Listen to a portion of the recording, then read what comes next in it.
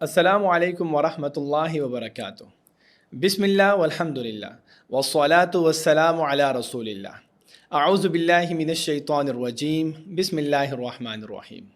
فمن اظلم ممن کذب علی اللہ وکذب بالصدق اذ جاءہ الیس فی جہنم مثوی للکافرین۔ محترم ناظرین، آج کی اس ویڈیو میں انشاءاللہ ہم قرآن کریم کے 24ویں پارے سے اہم ترین باتوں کو جانیں گے۔ یاد رکھیں، قرآن مجید ہدایت کی کتاب ہے، ہمارے رب کا کلام ہے۔ وہ اللہ جو ہمارا خالق ہے، مالک ہے، جو سب سے زیادہ علم والا، حکمت والا ہے، یقیناً اس کے احکامات کو سمجھنا، اس پر عمل کرنا، اس میں ہمارے لیے دنیا اور آخرت کی کامیابی کی ضمانت ہے۔ سورۃ الزمر چل رہی ہے۔ اللہ عز و جل نے اس سورت کے تحت اس پارے میں جو پہلا مضمون بیان کیا ہے وہ ان لوگوں سے متعلق ہے کہ جو قیامت کے دن پچھتائیں گے۔ تو اللہ عز و جل نے ہمیں تلقین کی ہے کہ اس سے پہلے کہ قیامت برپا ہو اور تم پچھتاؤ تو پچھتاوے سے پہلے رجوع کر لو۔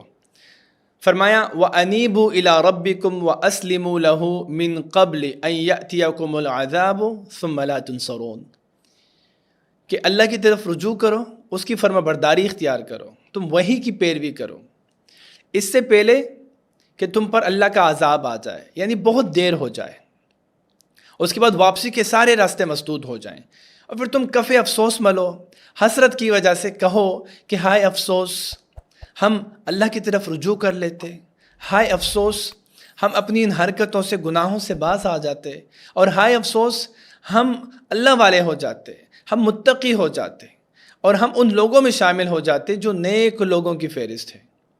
تو اللہ عز و جل ان سے کہیں گے کہ کیا دنیا میں میری آیات تم تک نہیں پہنچی تھی، مگر تم نے تکبر کی وجہ سے، ضد کی وجہ سے، کفر کی وجہ سے تم نے انکار کیا، تم مذاق اڑاتے رہے، تم سنجیدگی دکھائی نہیں رہے تھے۔ تو اس وجہ سے آج تمہاری پکڑ بہت سخت ہوگی، اور تمہارے لیے واپسی کا کوئی راستہ نہیں ہے، سارے کے سارے راستے تمہارے لیے مسدود ہیں۔ اب تمہیں نہ کوئی مہلت ملے گی اور نہ تمہارے ساتھ کوئی خیر پر مشتمل رویہ اختیار کیا جائے گا۔ اس کے برعکس جو نیک لوگ ہوں گے دنیا میں، اللہ عز و جل ان کو جنت میں داخل کریں گے، ان کو نہ کوئی برائی چوئے گی اور نہ ہی ان پر کوئی خوف مسلط کیا جائے گا۔ اس کے بعد جو اگلا مضمون ہے وہ قیامت کی ایک منظر کشی ہے۔ اللہ عز و جل فرماتے ہیں کہ جب قیامت برپا ہوگی تو کیا ہوگا۔ وَنُفِخَ فِي الصُّورِ فَصُعِقَ مَن فِي السَّمَاوَاتِ وَمَن فِي الْأَرْضِ إِلَّا مَن شَاءَ اللَّهُ ثُمَّ نُفِخَ فِيهِ أُخْرَىٰ فَإِذَا هُمْ قِيَامٌ يَنظُرُونَ۔ اللہ تعالیٰ فرماتے ہیں کہ ان لوگوں نے، نافرمانوں نے اللہ کی قدر نہیں کی۔ وَمَا قَدَرُ اللَّهَ حَقَّ قَدْرِهِ۔ جب قیامت برپا ہوگی تو ہوگا کیا کہ زمین اللہ تعالیٰ کی مٹھی میں بند ہو جائے گی، اللہ تعالیٰ زمین کو اپنی مٹھی میں بند کر دے گا اور آسمانوں کو اپنے دائیں ہاتھ میں لپیٹ لے گا، اور اس وقت جب سور پھونکا جائے گا تو زمین و آسمان میں جتنے بھی لوگ ہیں، جتنے بھی جاندار ہیں، سب بے ہوش ہو جائیں گے، اور اس کے بعد دوبارہ جب سور پھونکا جائے گا تو سب دوبارہ اٹھ کھڑے ہوں گے۔ اس کے بعد جب قیامت برپا ہو جائے گی تو اللہ تعالیٰ فرماتے ہیں کہ زمین اللہ تعالیٰ کے نور سے جگمگا اٹھے گی، نامہ اعمال پیش کیے جائیں گے، انبیاء اور گواہوں کو پیش کیا جائے گا، اور ہر شخص کو اس کے اعمال کے مطابق جزا دی جائے گی، کسی کے اوپر کوئی ظلم نہیں کیا جائے گا۔ اس کے بعد اللہ عز و جل فرماتے ہیں کہ جو جہنمی لوگ ہوں گے، گناہ گار لوگ ہوں گے، ان کے پورے گروہ کو جہنم کی طرف ہانکا جائے گا، وہاں پر افسوس کریں گے، اور جو نیک لوگ ہوں گے ان کو اللہ عز و جل جنت کی طرف فرشتے لے کر جائیں گے، اللہ کے حکم سے ان کو جنت میں داخل کر دیا جائے گا، اور وہاں پر وہ اللہ تعالیٰ کی حمد و ثنا بیان کریں گے۔ اس کے بعد فرشتے وہ اللہ تعالیٰ کے عرش کے ارد گرد حلقہ باندھ کر وہ اللہ تعالیٰ کی حمد و تسبیح کریں گے۔ وقیل الحمد للہ رب العالمین، اور پھر کہا جائے گا کہ تمام تعریفیں اس اللہ کے لیے جو تمام جہانوں کو پالنے والا ہے۔ اس کے بعد سورۃ المؤمن کا آغاز ہوتا ہے۔ سورۃ المؤمن بنیادی طور پر مکی صورت ہے، اور اس وقت صورت نازل ہوئی کہ جب مشرکین مکہ نبی صلی اللہ علیہ وسلم کو قتل کرنے کی سازش کر رہے تھے اور بہت زیادہ جھگڑ رہے تھے.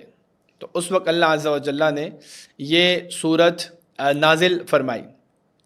اس صورت کے تحت جو اس پارے کا تیسرا مضمون ہے وہ یہ ہے کہ فرعون کے درباریوں میں سے ایک شخص مومن تھا جس نے اپنا ایمان چھپایا ہوا تھا. وقال رجل مؤمن من آل فرعون یکتم ایمانہ اتقتلون رجلا ان یقول ربی اللہ. جب موسیٰ علیہ السلام فرعون کی طرف، حامان کی طرف، قارون کی طرف اللہ کی نشانیاں لے کر آئے نا، تو اس وقت فرعون نے موسیٰ علیہ السلام کو قتل کرنے کی دھمکیاں دیں. تو اس وقت موسیٰ علیہ السلام کہنے لگے کہ میں اللہ کی پناہ میں آتا ہوں ہر اس متکبر شخص سے کہ جو قیامت کا انکار کرتا ہے. تو جب یہ حضرت موسیٰ کے قتل کی مشاورت ہو رہی تھی تو یہ آل فرعون کے درباریوں میں سے ایک مومن جس نے اپنا ایمان چھپایا ہوا تھا، وہ اپنی اس قوم کو مخاطب کر کے کہتا ہے، میری قوم کے لوگوں اتقتلون رجلا ان یقول ربی اللہ، کیا تم موسیٰ کو قتل کرنے کی بات اس لیے کر رہے ہو کہ وہ یہ کہتا ہے کہ میرا رب اللہ ہے؟ دیکھو حضرت موسیٰ نے صرف نبوت کا دعویٰ نہیں کیا بلکہ وہ اللہ کی طرف سے نشانیاں لے کر آیا ہے. اس کے باوجود اگر تمہیں لگتا ہے کہ موسیٰ جھوٹ بول رہا ہے تو اللہ خود پکڑ لے گا موسیٰ کو، لیکن اگر یاد رکھو یہ اللہ کے سچے نبی ہوئے تو پھر اللہ کے عذاب سے تمہیں کوئی نہیں بچا سکے گا، تمہاری کوئی مدد نہیں کی جائے گی. اس کے بعد مزید وہ اپنی قوم سے کہتے ہیں کہ میری قوم کے لوگوں یاد کرو، پچھلی قوموں نے اپنے اپنے رسولوں کی نافرمانی کی تو اللہ تعالیٰ نے ان کو عبرت کا نشان بنایا. اب اگر تم بھی اپنے اس رسول موسیٰ کا انکار کرو گے تو کہیں تم صفحہ ہستی سے مٹا نہ دیے جاؤ. اب بجائے اس کے کہ اس سارے نصیحت کا اس قوم پر اثر ہوتا، فرعون پر اثر ہوتا، فرعون نے ایک نئی بحث چھیڑ دی اور کہنے لگے کہ حامان میرے لیے ایک بلند و بالا عمارت تعمیر کرو، میں چاہتا ہوں کہ موسیٰ کے اس الہ اور معبود کو جھانک کر دیکھو. اور وہ مومن شخص مسلسل منتیں کیے جا رہا ہے، نصیحت کیے جا رہا ہے کہ میری قوم کے لوگوں دیکھو یہ دنیا عارضی ہے، ہمیشہ کی زندگی تو آخرت کی زندگی ہے، جو غلط کام کرے گا اس کا انجام اس کو بھگتنا پڑے گا، جو اچھے راستے پہ چلے گا، صحیح کام کرے گا تو اس کو اللہ تعالیٰ بغیر حساب کے جنت میں داخل کریں گے. میری قوم کے لوگوں میری بات مان جاؤ، میری بات مان جاؤ. آج تمہیں میری بات سمجھ میں نہیں آ رہی، بعد میں تو مجھے بہت یاد کرو گے، میری یہ باتیں تمہیں یاد آئیں گی. پھر اس کے بعد وہ مومن شخص کہتا ہے وَأُفَوِّضُ أَمْرِي إِلَى اللَّهِ إِنَّ اللَّهَ بَصِيرٌ بِالْعِبَادِ، میں اپنا معاملہ اللہ کے سپرد کرتا ہوں. اللہ تعالیٰ اپنے بندوں سے باخبر ہے، اپنے بندوں کو دیکھنے والا ہے. اب نتیجہ کیا نکلا کہ اللہ عز و جل نے اس مومن شخص کو جو کہ قوم فرعون میں سے تھا حضرت موسیٰ علیہ السلام کے ساتھ نجات عطا فرمائی. اور یہ قوم فرعون، اس کا پورا لاؤ لشکر، پوری قوم، اس کو اللہ عز و جل غرق کر دیتا ہے. اور قرآن مجید میں اللہ تعالیٰ آگے فرماتا ہے کہ ان لوگوں کو صبح و شام آگ پر پیش کیا جاتا ہے، اور پھر قیامت کا جو عذاب ہے وہ تو بہت ہی زیادہ سخت عذاب ہے. اس کے بعد اللہ عز و جل آگے فرماتے ہیں، چوتھا مضمون اس پارے کا، کہ جو لوگ قرآن مجید کی آیات کو جھٹلاتے ہیں، جو بحث کرتے ہیں، جو جھگڑا کرتے ہیں اللہ تعالیٰ کی آیات کے متعلق، قیامت کے دن وہ اپنی اس غلطی کا اعتراف کریں گے. اس لیے جو لوگ الذین یجادلون فی آیات اللہ، جو اللہ تعالیٰ کی آیات میں جھگڑتے ہیں بغیر علم کے تکبر کی وجہ سے جھگڑتے ہیں، ضد کی وجہ سے جھگڑتے ہیں، آج تو وہ جھگڑ رہے ہیں، آج تو وہ پھولتے ہیں، اتراتے ہیں، قرآن کے اندر غلطیاں نکالتے ہیں، آیات کے اندر وہ جھول نکالتے ہیں. لیکن قیامت کے دن کیا ہوگا؟ اللہ عز و جل قیامت کے دن ان کو کیا سزا دیں گے؟ ان کی گردنوں میں توق ڈال دیے جائیں گے، ان کو زنجیروں میں جھکڑ دیا جائے گا، ان کو جہنم کی طرف گھسیٹ کر لے کے جایا جائے گا، ان کو کھولتا ہوا پانی پلایا جائے گا، ان کو جہنم کی آگ میں جلایا جائے گا. پھر اللہ تعالیٰ ان سے کہیں گے تم دنیا میں پھولتے تھے، اتراتے تھے، تکبر کرتے تھے اور اللہ تعالیٰ کی آیات کو جھٹلاتے تھے، تم لوگوں کے دلوں میں ڈاؤٹس کریٹ کرتے تھے، شکوک و شبہات اور اعتراضات ڈالتے تھے. آج بتاؤ کہاں ہیں تمہارے وہ معبود جن کو اللہ کے سوا تم پوچھتے تھے؟ تو کہیں گے ہم بہک گئے تھے، جس طرح ہمارے بڑے بہک گئے تھے، ہم بہک گئے تھے. تو اللہ تعالیٰ فرمائے گا کہ اب تم صبر کرو یا تم معافی مانگو، دونوں صورتوں میں تمہارا ٹھکانہ وہ جہنم ہی ہوگا، تمہیں یہاں سے اب کوئی نہیں بچا سکتا۔ تو اس کے بعد سورہ حامیم سجدہ کا آغاز ہوتا ہے۔ سورہ حامیم سجدہ مکی صورت ہے، اور یہ صورت اللہ عز و جل نے اس وقت نازل فرمائی کہ جب مشرکین مکہ نبی صلی اللہ علیہ وسلم کے خلاف بہت ساری چالیں چل رہے تھے، بہت ساری سازشیں کر رہے تھے، اور انہوں نے جب دیکھا کہ نبی کریم صلی اللہ علیہ وسلم کے پیروکاروں میں مسلسل اضافہ ہی ہوا جا رہا ہے، تو انہوں نے بالآخر اس مسئلے کے سد باب کے لیے اپنی قوم کے ایک ایسے شخص کو منتخب کیا کہ جو بہت زیادہ فصیح اور بلیغ تھا، یعنی عتبہ بن ربیعہ۔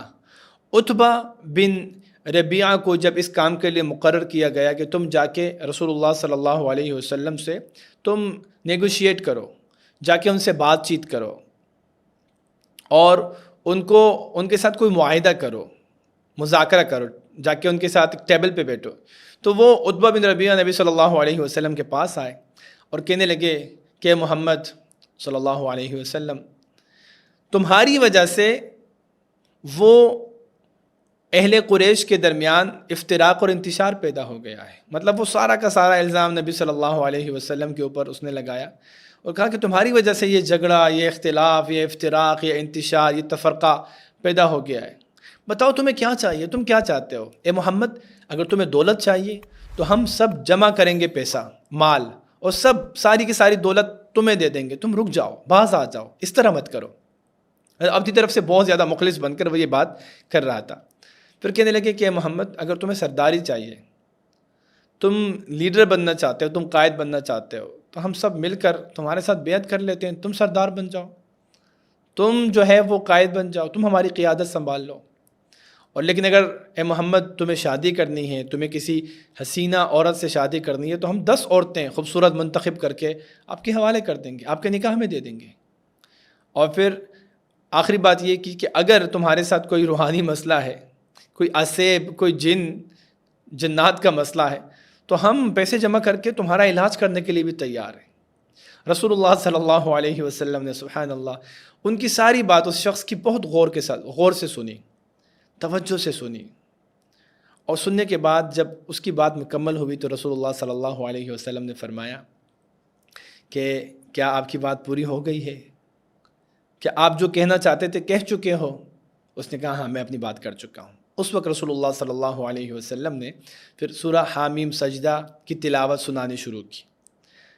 اب ان آیات کا عتبہ بن ربیعہ پر اتنا اثر ہوا کہ واپس جا کر وہ مشرکین مکہ سے کہتا ہے کہ اے میرے لوگوں، میری قوم کے لوگوں، محمد صلی اللہ علیہ وسلم نے جو آیتیں مجھے پڑھ کر سنائی ہیں، نہ تو وہ سحر زدہ لگتے ہیں، نہ یہ کوئی شاعری لگتی ہے، نہ یہ جادو کے کچھ الفاظ ہیں۔ اب بجائے اس کے کہ مشرکین اس بات پر غور کرتے، فکر کرتے، انہوں نے الٹا ملامت کرنی شروع کی عتبہ بن ربیعہ پر اور کہنے لگے کہ تم جا کے محمد کے سحر میں مبتلا ہو گئے ہو۔ تو یہ شان نزول اس صورت سے متعلق۔ پھر جو 5واں اور آخری مضمون ہے اس پارے کا، اس صورت کے تحت جو مضمون بیان کیا گیا ہے وہ یہ ہے کہ جب قیامت برپا ہوگی تو یہ جو مشرکین ہیں، یہ کفار ہیں، یہ گناہ گار لوگ ہیں، فاسق اور فاجر، قیامت کے دن ان کے جسم کے اعضاء ان کے خلاف گواہی دیں گے۔ اس لیے اللہ عز و جل فرماتے ہیں کہ جن لوگوں نے اللہ تعالیٰ کی آیات کو جھٹلایا، جو اللہ تعالیٰ کے ساتھ شرک کرتے رہے، تکبر اور کفر کا ارتکاب کرتے رہے، قیامت کے دن ان کو اللہ کے پاس لایا جائے گا، ان کو جہنم کے قریب کیا جائے گا، اور جہنم کے قریب کرنے کے بعد جب جہنم کے بالکل قریب ہوں گے، اس وقت جب اللہ عز و جل ان کا حساب لیں گے تو خود یہ شاید جھوٹ بول رہے ہوں گے منافقین کی طرح، اللہ عز و جل پھر ان کے منہوں پر مہر لگا دے گا، تو ان کی آنکھیں، ان کے کان، جس طرح دیگر مقامات پر اللہ تعالیٰ فرمایا ان کے پاؤں، ان کے جسم کے اعضاء، اور یہاں پر فرمایا کہ وَيَوْمَ يُحْشَرُ أَعْدَاءُ اللَّهِ إِلَى النَّارِ فَهُمْ يُوزَعُونَ، قیامت کے دن اللہ کے ان دشمنوں کو آگ کے قریب جمع کیا جائے گا، اور اس کے بعد جب ان کو جمع کیا جائے گا تو اس کے بعد اللہ عز و جل فرماتے ہیں کہ حتی اذا ما شہدوا، جب وہ گواہی دیں گے تو گواہی کس طرح دیں گے کہ ان کی آنکھیں گواہی دیں گی، ان کے کان گواہی دیں گے، ان کی جلد، ان کی کھال ان کے خلاف گواہی دیں گی. تو وہ ان لوگوں کو کے ساتھ جھگڑنا شروع ہو جائیں گے کہ تم ہمارے خلاف گواہی دیتے ہو، تم ہمارے جسم کے حصے ہو، تم ہماری آنکھیں، ہمارے کان، ہماری جلد ہمارے خلاف گواہی دے رہے ہو. تو یہ جسم کے یہ اعضاء کہیں گے کہ تم دنیا میں اللہ تعالیٰ سے تم چھپ چھپ کر لوگوں سے گناہ کرتے تھے، تمہیں لگتا تھا کہ اللہ کو پتہ ہی کوئی نہیں، اور تم بے حیائی کے کام کرتے تھے، تمہیں اللہ کی حیا نہیں آئی. تو آج ہمارا وہ رب ہمیں بلوا رہا ہے، بولنے کی توفیق دے رہا ہے، جس نے تمہیں بولنے کی توفیق دی تھی، جس نے تمہیں قوت گویائی دی تھی، اس اللہ نے ہمیں بھی قوت گویائی دی ہے. آج ہم بات کریں گے اور اس کے بعد ان سے کہا جائے گا اب تم ہمیشہ ہمیشہ کے لیے اس جہنم میں رہو گے، یہ تمہارا ٹھکانہ ہے. ان کے مقابلے میں ان الذین قالوا ربنا اللہ ثم استقاموا، جو لوگ یہ دنیا میں کہتے تھے کہ ہمارا رب اللہ ہے اور انہوں نے اس پر ثابت قدمی اختیار کی، تتنزل علیہم الملائکۃ الا تخافوا ولا تحزنوا، جب فرشتے آئیں گے ان کے پاس ان کی روح قبض کرنے کے لیے موت کے وقت، قبر میں بھی آئیں گے، حشر میں بھی آئیں گے اور کہیں گے کہ تم ڈرنا مت، تمہیں کسی قسم کی خوف اور کسی قسم کے ڈرنے کی ضرورت نہیں ہے. اللہ تخافوا ولا تحزنوا وابشروا بالجنۃ التي کنتم توعدون، اور ان کو خوشخبری سنائیں گے کہ سن لو جن جنتوں کا تم سے وعدہ کیا جاتا تھا، ان جنتوں میں اللہ تعالیٰ تمہیں داخل کرے گا، تمہیں ڈرنے کی ضرورت نہیں ہے. تو یہ اس پارے کا سب سے آخری مضمون تھا.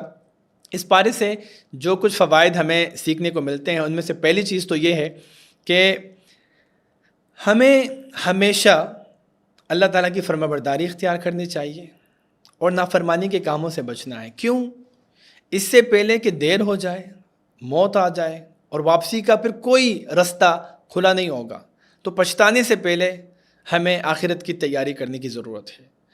دوسرا فائدہ اس پارے سے ہمیں یہ سیکھنے کو ملتا ہے کہ قیامت کی ہولناکیوں سے متعلق جتنی بھی منتخب آیات اور حدیثیں ہیں ان کا مطالعہ جاری رکھنا چاہیے.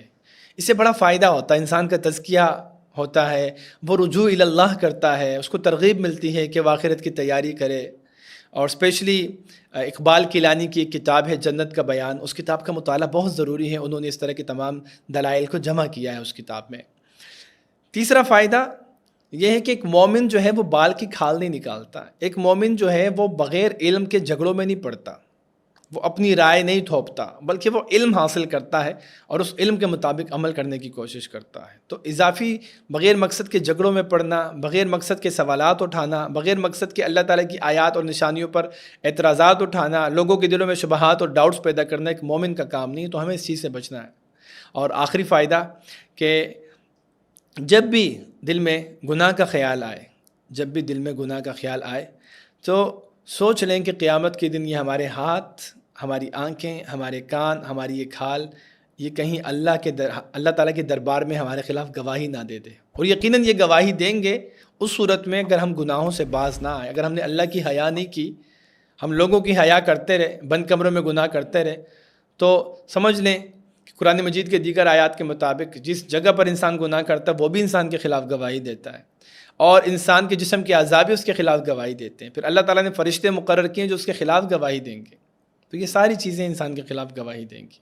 تو اسی کے ساتھ ہی ہمارا 24واں پارہ اپنے اختتام کو پہنچتا ہے. آپ سے ملاقات ہوگی اگلے پارے کے ساتھ کل. سبحانک اللہم و بحمدک نشہد ان لا الہ الا انت نستغفرک و نتوب الیک. جزاکم اللہ خیرا.